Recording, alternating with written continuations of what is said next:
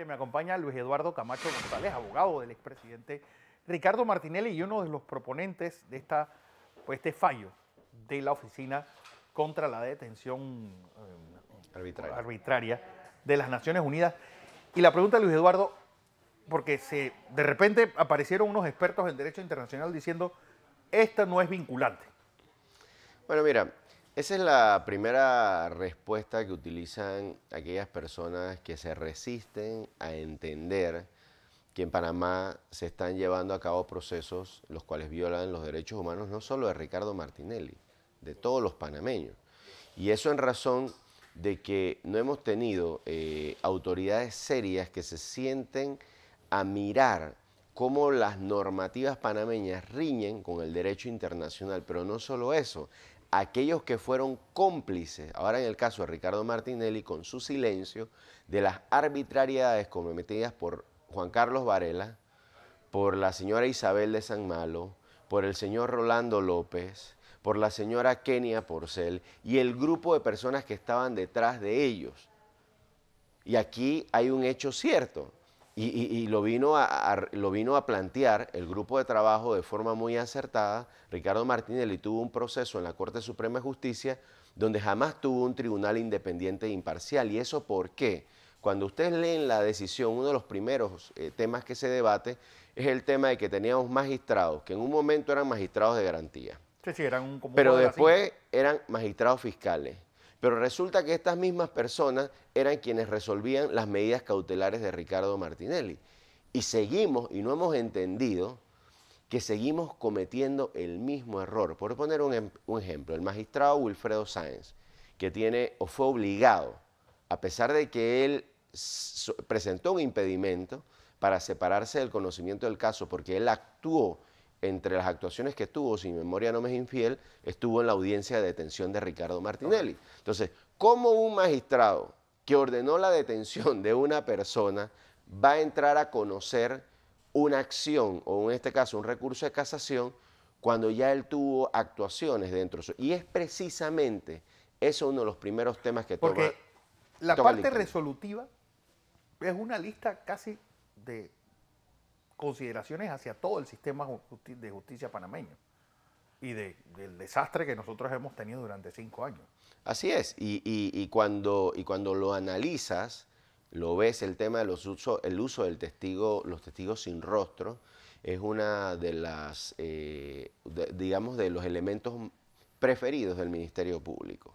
Ellos agarran a cualquier persona, incluso hasta inventados. Hay testigos que son en muchas ocasiones inventados, le ponen el nombre de testigos protegidos y lo utilizan para acusar a las personas y no se le da la oportunidad a esa persona de poder controvertirlo. En el caso específico de Ricardo Martinelli, el testigo protegido no era cualquier persona, era una persona que pasó de ser cabo de la Policía Nacional, ganar entre 700 a 800 dólares, a convertirse en un servidor internacional que ganaba 8.000 dólares.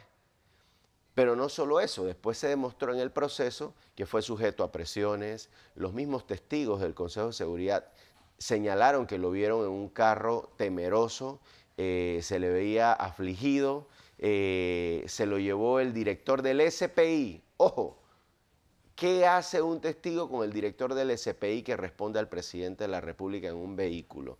Y desde ese día dice, cuando se lo llevaron del Consejo de Seguridad, no lo vimos más nunca. Pero no solo eso, es que él no era funcionario del Consejo de Seguridad. Él vino de Chiriquí a Panamá y fue prácticamente secuestrado. Entonces, aquí todas estas cuestiones que nos llevaron a nosotros y al tribunal, en especial a decir que este era un testigo sospechoso y que tenía que ser revisado con un prisma mucho más claro al momento de dar su declaración fue, fue inexacta. Desde el primer momento en que él dijo que los supuestos correos electrónicos los había obtenido él de su correo, pero nosotros, al final, cuando se nos permitió por primera vez analizar los documentos, se logró demostrar que en realidad el autor de los mismos era Rolando López. Y aquí, Fernando, al día de hoy, el Ministerio Público no ha hecho iniciado nada, ni hará. una sola investigación para determinar qué sucedió allí, porque ellos saben que donde ellos aticen ese fogón, Se les quema la casa. se les quema la casa. Entonces, porque la procuradora sabe cómo fue su participación. Y retornando al tema del dictamen, cuando tú ves a estas personas decir eso, lo que tú ves a las personas que tuvieron un silencio cómplice durante la administración del presidente Varela, tratar de defender lo indefendible. Panamá es suscriptor de convenios internacionales ratificados por nuestro país. En el caso del Pacto Internacional de Derechos Civiles y Políticos, son normativas que forman parte de la Constitución, porque así lo reconoce el artículo 4, que hoy en día quiere ser cercenado y destruido por un grupo de diputados que la verdad yo creo que están cometiendo un grave error, pero es una norma que reconoce la Constitución. De igual manera, Panamá es miembro de las Naciones Unidas. Panamá participa activamente. Recientemente, en el periodo 74 de Naciones Unidas, el presidente Nito Cortizo, o Laurentino Cortizo, enviaba un mensaje a todos los que participaron de esa sesión y le decía a Fernando, a todas las naciones, que no servía de nada estar sentado allí hablando. No, decía, lo que se firma se tiene que cumplir. Y dijo, es un cambio de mentalidad y es precisamente lo que nosotros estamos viendo. Porque la pregunta es, el tema de la indemnización, que muchos han querido quitarle hierro al asunto. Es decir, realmente el país tiene que asumir ese proceso. Bueno, es que dentro de las recomendaciones que dan, establecen de que una de las maneras de poder resarcir el daño que cometieron es indemnizándolo, pero también estableciendo otras maneras de hacerlo. Entre esas, pues el Estado ya ha pedido disculpas en otras ocasiones. Tú recordarás, creo que Ricardo Martinelli en 2 ocasiones por lo menos pidió disculpas a víctimas de derechos humanos declarados. Y en ese sentido, esa es una de las alternativas. Espérate, hay unas nuevas audiencias esta semana, ¿no? Sí, van a haber audiencias nuevas. Recuerda que una vez el Ministerio Público es vencido categóricamente en el proceso conocido como pinchazos, ese mismo día que se daba lectura al fallo donde se declaraba no culpable, la procuradora había girado instrucciones a su personal para que se aperturaran investigaciones violando el principio de especialidad con que Ricardo Martinelli fue extraditado a Panamá. Nosotros como defensa ya hemos iniciado acciones en contra de esto a efecto de que se respete el derecho, porque lastimosamente mientras la procuradora esté en ese cargo, ella va a hacer todo lo que tenga que hacer, no le importa si viola la Constitución, si viola la ley, si viola el tratado, porque ella está protegida. Y esa es la realidad. Mientras tenga de cancerbero al señor Rigoberto no González, tiene no quien le va la a pasar nada. investigue, no tiene quien le haga nada, entonces ella se siente poderosa en ese cargo. Lo que ella no entiende es que los cargos pasan y que así sea, ella le quedan, ¿qué? 5 años. Y después de 5 años, los delitos que cometió pueden ser investigados. Entonces, yo como abogado siento a veces decepción, frustración por lo que vivimos en nuestro país, porque existen personas que tienen privilegios para violar la ley, para hacer lo que sea, y sencillamente tú no tienes la posibilidad de acudir ante nadie. Y ante esa situación lo que te quedan son precisamente canales internacionales, porque el acceso a la justicia es un derecho humano. Y ese derecho humano está siendo violado. Entonces, son parte de las situaciones y nosotros vamos a estar reuniéndonos. Ya le hemos pedido formalmente una reunión a la Cancillería, al Ministerio de Relaciones Exteriores, para dar paso a las conversaciones con relación a esta decisión.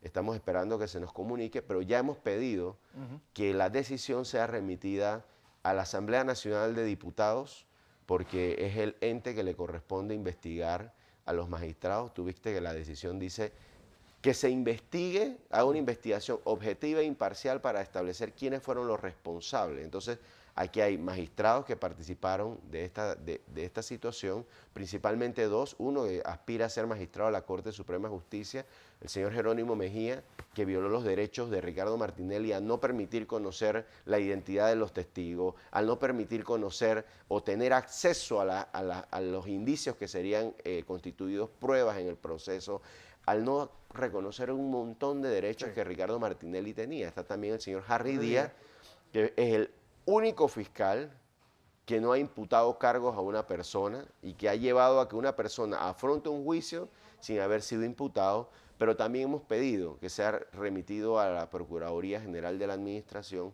para ver si esta vez el procurador se digna en hacer una investigación seria y de igual manera que se envíe al Ministerio Público para que se investigue al señor Rolando López, al señor, a su subdirector y a todas las personas que participaron en esto. Esto no puede quedar impune, Fernando, y en ese sentido nosotros como abogados vamos a tomar todas las acciones necesarias tendientes al cumplimiento y pues como tú lo ves, vamos a esperar un plazo de 6 meses para notificar al grupo de trabajo sobre los avances y las decisiones que ha adoptado Panamá en cuanto a esta decisión.